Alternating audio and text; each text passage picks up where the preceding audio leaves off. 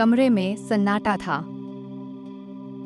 बिस्तर पर फूलों की सजावट थी, लेकिन फिजा में एक अजीब सा तनाव था। कबीर कमरे में दाखिल हुआ और दरवाजा जोर से बंद किया। उसकी आंखों में गुस्सा था। उसने सामने बैठी घूंघट में लिपटी नंदिनी को देखा। नंदिनी, मेरी बात ध्यान से सुन लो। कबीर की आवाज में बर्फ जैसी ठंडक थी। ये शादी मैंने सिर्फ अपनी दादी की खुशी के लिए की है। मेरे दिल में तुम्हारे लिए कोई जगह नहीं है। तुम इस घर की बहू हो सकती हो, लेकिन मेरी पत्नी कभी नहीं बन पाओगी। नंदिनी का दिल कांच की तरह टूट गया। उसने धीरे से अपना घूंघट उठाया। उसकी बड़ी बड़ी आंखों में आंसू तैर रहे थे, लेकिन उसने उन्हें गिरने नहीं दिया। उसने कोई जवाब नहीं दिया, बस सिर झुका लिया। कबीर ने अपना तकिया उठाया और सोफे की तरफ बढ़ गया। आज के बाद मेरे काम में या मेरी जिंदगी में दखल देने की कोशिश मत करना। हम अजनबी थे और अजनबी ही रहेंगे। उस रात नंदिनी ने अपनी हथेली पर लगी मेहंदी को देखा, जिसमें कबीर का नाम लिखा था। उसने एक गहरी सांस ली और खुद से वादा किया, मैं अपना धर्म निभाऊंगी, चाहे बदले में मुझे कुछ मिले या ना मिले। वक्त गुजरता गया। नंदिनी घर का हर काम करती, दादी की सेवा करती, घर को मंदिर की तरह सजाती। लेकिन कबीर के लिए वह अदृश्य थी, इनविजिबल।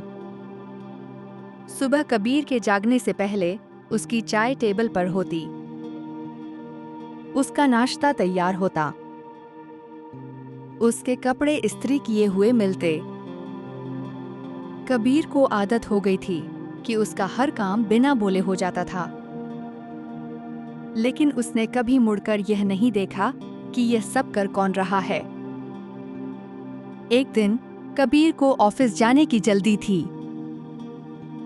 वह टेबल पर बैठा और चिल्लाया, मेरी फाइल कहाँ है? मैंने कल रात यहीं रखी थी। नंदिनी दौड़कर आई और चुपचाप फाइल उसके हाथ में थमा दी। कबीर ने उसे देखा। वह साड़ी में लिपटी बेहद सादा लग रही थी। उसके माथे पर पसीने की बूंदें थीं।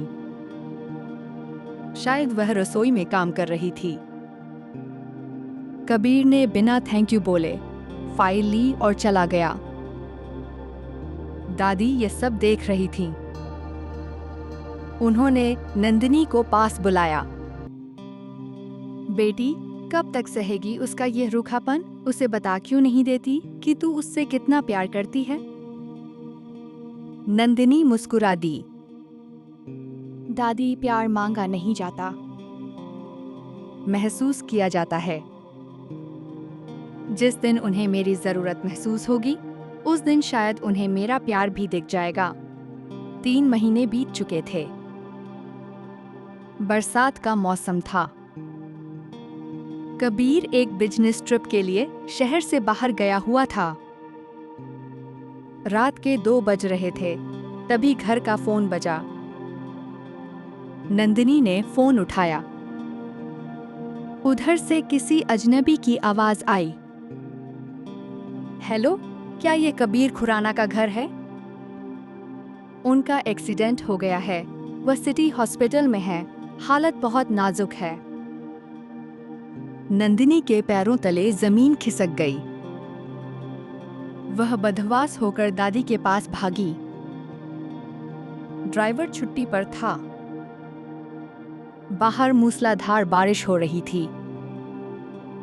नंदिनी ने आव देखा न ताव, वह स्कूटी लेकर तूफानी बारिश में निकल पड़ी। अस्पताल पहुंचकर उसने देखा कबीर स्ट्रेचर पर था, खून से लथपथ। डॉक्टर ने कहा, हमें अभी ऑपरेशन करना होगा, खून की बहुत जरूरत है। और इनका ब्लड ग्रुप बहुत रेयर है। नंदिनी ने बिना एक पल गंवाए कहा, मेरा ब्लड ग्रुप वही है। डॉक्टर, आप मेरा खून ले लीजिए, बस मेरे पति को बचा लीजिए। उस रात नंदिनी ने अपना खून देकर कबीर की जान बचाई। वह पूरी रात भीगे कपड़ों में आईसीयू के बाहर बैठी मंत्र जपती रही। 2 दिन बाद कबीर को होश आया। उसने आंखें खोलीं तो देखा कि नंदिनी उसके पास बैठी सो रही है। उसने देखा कि नंदिनी का चेहरा पीला पड़ गया है। नर्स कमरे में आई। उसने कबीर का चेकअप किया और मुस्कुराते हुए बोली, आप बहुत किस्मत वाले हैं मिस्टर कबीर।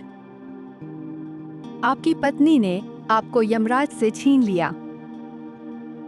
खुद इतनी कमजोर थीं, फिर भी आपको अपना खून दिया। पूरी रात आपके सिरहाने बैठी रहीं, एक पल के लिए भी नहीं हिली। कबीर सन्न रह गया। वो लड़की जिसे उसने हमेशा दुत्कारा, जिसे उसने कभी पत्नी का दर्जा नहीं दिया, आज उसी ने उसकी जान बचाई थी। कबीर की आंखों से शर्मिंदगी के आंसू बह निकले। उसने कांपते हाथ से नंदिनी के हाथ को छूने की कोशिश की। तभी नंदिनी की आंख खुल गई। कबीर को होश में देखकर उसका चेहरा खिल उठा। आप ठीक तो है? दर्द तो नहीं हो रहा? मैं डॉक्टर को बुलाती हूँ। कबीर ने उसका हाथ पकड़ लिया। नंदिनी, रुको। उसकी आवाज भारी थी। क्यों किया तुमने ये सब? मैंने तो तुम्हें कभी कुछ नहीं दिया, सिवाय आंसुओं के। नंदिनी की आंखों में पानी भर आया। उसने धीरे से कहा, क्योंकि आप मेरे पति हैं और मेरी दुनिया आप ही से शुरू होती है। कबीर के घर लौटने के बाद सब कुछ बदल गया। अब कबीर नंदिनी की खामोशी को पढ़ने लगा था। एक शाम कबीर छत पर खड़ा था। नंदिनी उसके लिए कॉफी लेकर आई। वह जाने ही वाली थी कि कबीर ने उसका हाथ पकड़ लिया। नंदिनी, क्या तुम मुझे माफ कर पाओगी? नंदिनी ने उसे हैरानी से देखा। कबीर ने उसे अपनी बाहों में भर लिया। मैं बहुत बड़ा बेवकूफ था, नंदिनी। मैं पत्थर के पीछे भागता रहा और यह नहीं देखा कि मेरे घर में हीरा मौजूद है। मैं तुमसे प्यार करने लगा हूं।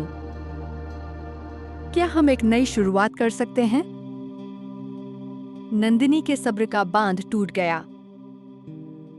वह कबीर के सीने से लगकर फूट फूट कर रोने लगी। यह खुशी के आंसू थे। उस रात दीवारों ने भी सुना 2 धड़कनों के एक होने का संगीत। समापन। दोस्तों, सच कहते हैं, प्यार और सब्र में बहुत ताकत होती है। नंदिनी की खामोश तपस्या ने कबीर के पत्थर दिल को भी पिघला दिया। अगर आपको यह कहानी पसंद आई हो तो वीडियो को लाइक करें और चैनल को सब्सक्राइब जरूर करें। हम फिर मिलेंगे एक और दिल छू लेने वाली कहानी के साथ। तब तक के लिए प्यार बांटते रहिए। अगर आप कोई एक तरह की कहानी सुनना चाहते हैं तो हमें कमेंट में जरूर बताएं। वीडियो को अपने दोस्तों के साथ शेयर करें। भगवान आपका भला करेगा। बाकी अगर आपको हॉरर स्टोरी पसंद है तो कमेंट में दिए या लिंक से हमारी हॉरर कहानी को जरूर सुनिएगा।